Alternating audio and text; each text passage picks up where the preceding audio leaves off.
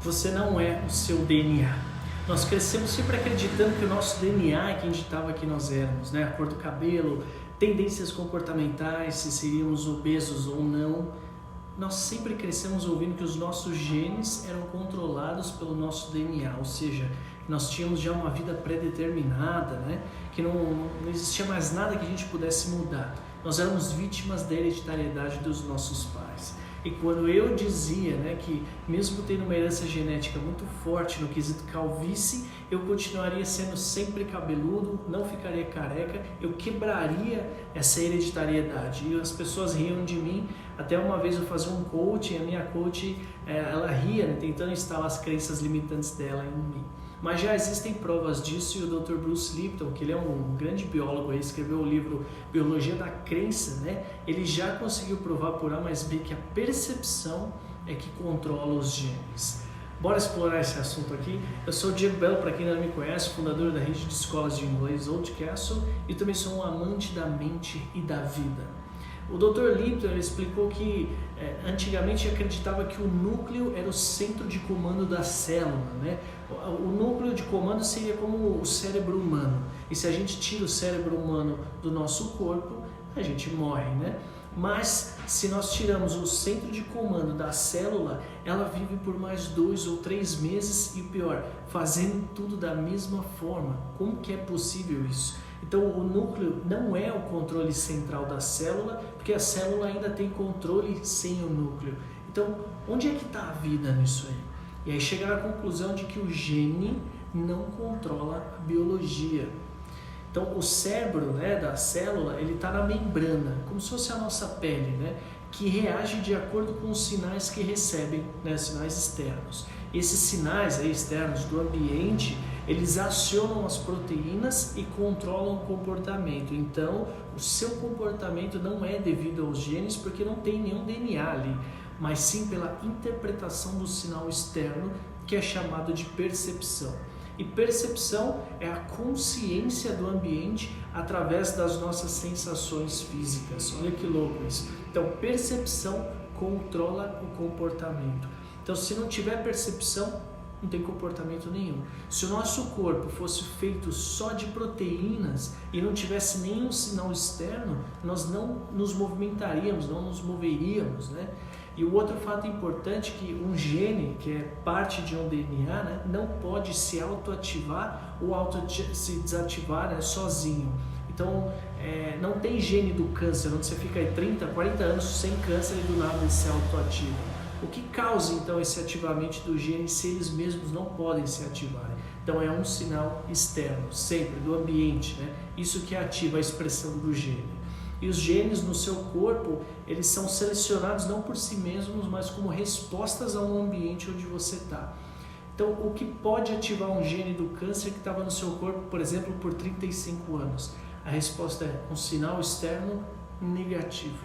Se o seu gene recebe um estímulo de comida, né, de nutriente que é positivo, ele avança. Se ele recebe um estímulo como toxina, que é negativo, ele retrocede. 50% do núcleo é o DNA e 50% são proteínas. Então não existe um DNA puro em nenhum organismo. Então é o ambiente que relaciona os genes e não os genes em si. Esse Dr. Bruce Lipton ele afirmou que a percepção controla os genes e mais do que isso, também relaciona quais genes serão ativados. Então o conceito darwiniano, né, que falava sobre evolução, ele se dava de forma muito aleatória, né? Mas na verdade não é aleatório, mas sempre adaptado ao ambiente. Os genes, eles não se adaptam aleatoriamente, mas com mudanças no ambiente externo que acabam disparando essas mutações. Então as nossas percepções, elas podem variar de uma pessoa para outra, porque a percepção ela é uma crença. E a crença é que vai mudar os seus genes, é aquilo que você acredita. Em cada célula tua tem genes cuja função é reescrever outros genes quando é necessário. Então você está sempre equipado com a capacidade de adaptação e de mudança dos seus genes, sempre em resposta ao ambiente externo, ok?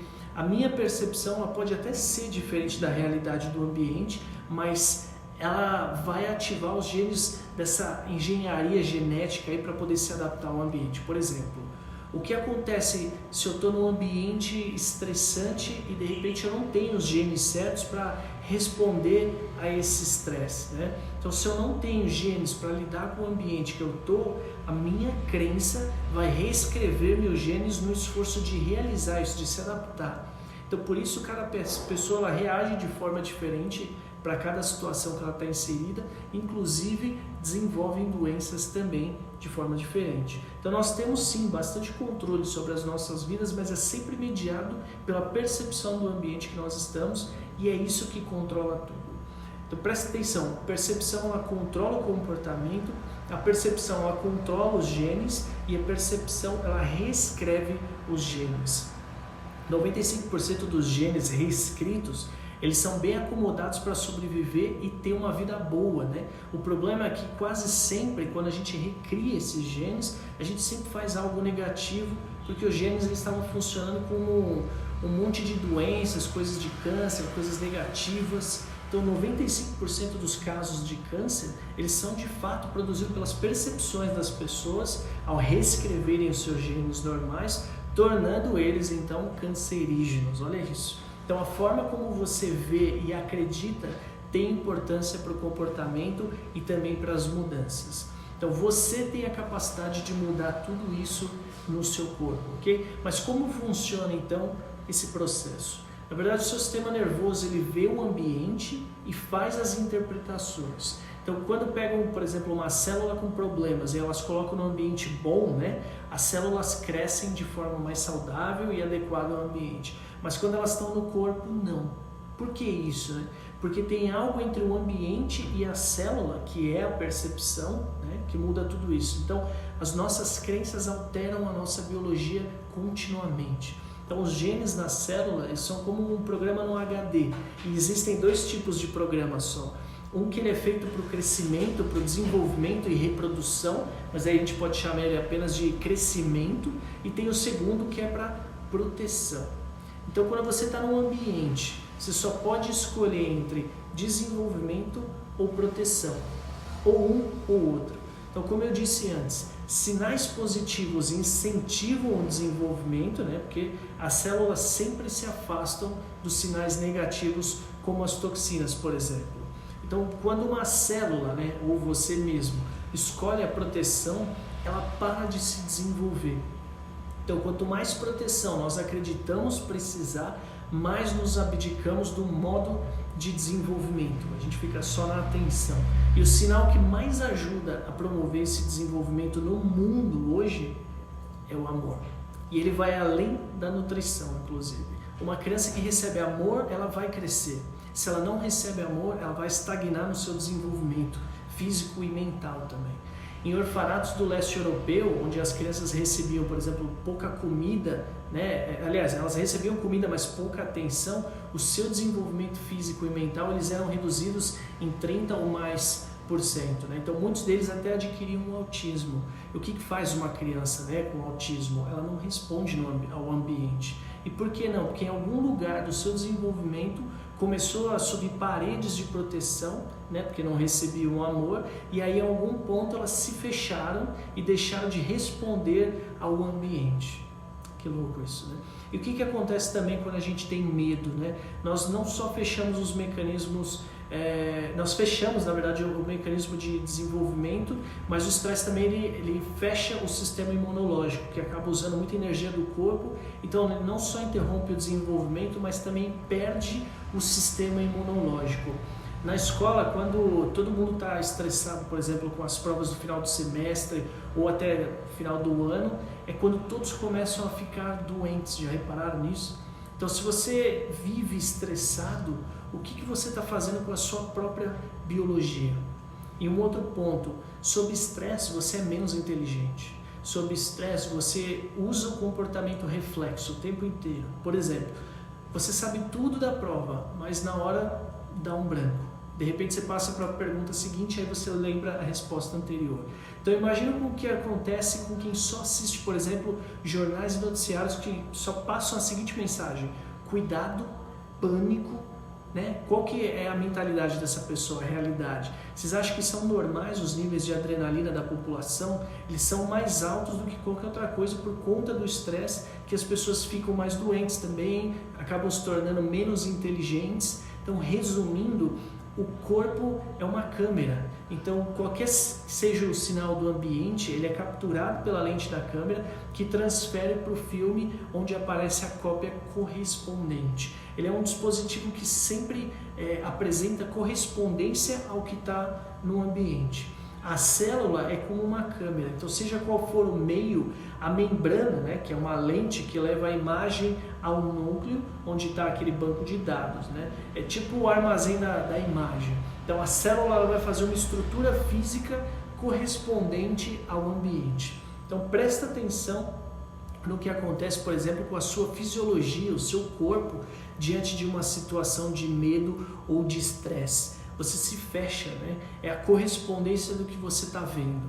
E o que você vê muda o que você é. Anota isso aí. O que você vê muda o que você é.